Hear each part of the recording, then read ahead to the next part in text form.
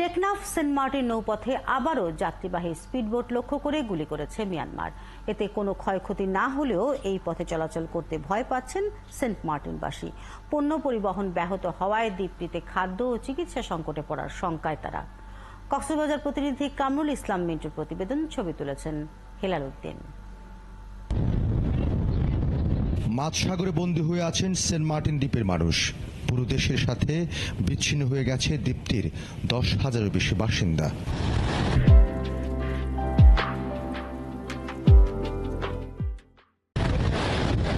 Saint Martin থেকে মূল ভূখণ্ডে যাওয়ার পথ প্রায় বন্ধ। এখন ছোট্ট এই দ্বীপেই দ্বীপ থেকে নৌপথে কোথাও যেতে গেলেই মিয়ানমার থেকে উড়ে আসা গুলিতে প্রাণনাশের শঙ্কা তাদের। মঙ্গলবার দুপুরেও মিয়ানমার থেকে গুলি ছুড়েছে টেকনাফ থেকে সেন্ট মার্টিনগামী স্পিডবোটে। যদিও কারো গায়ে বা স্পিডবোটে লাগেনি সেই গুলি। আগেও কয়েকবার ঘটেছে এমন ঘটনা। নৌযান প্রায় বন্ধ হওয়ায় মূল ভূখণ্ড থেকে আসছে না খাবার কিংবা চিকিৎসা সামগ্রী। এরই মধ্যে শুরু হয়ে গেছে সংকট। পরীক্ষামূলকভাবে যাতায়াত হয়েছিল, তাও আমাদের বাংলাদেশের বর্ডারের মধ্যে। তারপর আজকে আমাদেরকে অতিরিক্তভাবে গুলি করা হয়েছে।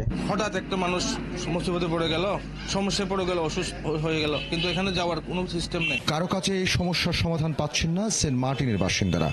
কিছুই বলতে পাচ্ছেন না স্থানীয় প্রশাসনের কর্মকর্তা কিংবা জনপ্রতিনিধিরা। খাদ্য সংকট এবং যাতায়াতের ব্যবস্থা সম্পূর্ণ কি অনিশ্চিত হয়ে পড়েছেন এবং সেন্ট মার্টিনে অন্তত এখন পর্যন্ত প্রায় 1000 রোগী রয়েছে এবং আজকে চিকিৎসার অভাবে সেন্ট মার্টিনে প্রায় 2 জন রোগীও মারা গেছে। এই 6 মাসের টাকা নিয়ে আমাদের 12 মাস চলতো, এখন 1 মাসের টাকা নিয়ে 12 মাস চলাটা খুব টপ হয়ে যাবে।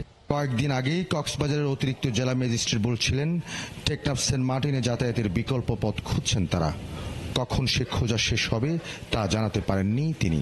নাফটাকে অ্যাভয়েড করে বিকল্প হয়েছে সাগরের পাশ থেকে আমরা ভাবছি এখন কীভাবে বিকল্প হয়েতে পাঠানো যায়, কারণ সেখানে মানুষ আমাদের নাগরিক সেন্ট মার্টিনে বসবাস করে, তাদেরকে আমাদের বাসানোর বাঁচিয়ে রাখতে হবে আর কি, তাদের নিত্য প্রয়োজনীয় খাবার বিশেষ করে।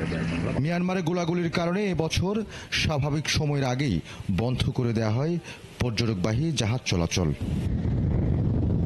কামরুল ইসলাম মিন্টু, 71, কক্সবাজার।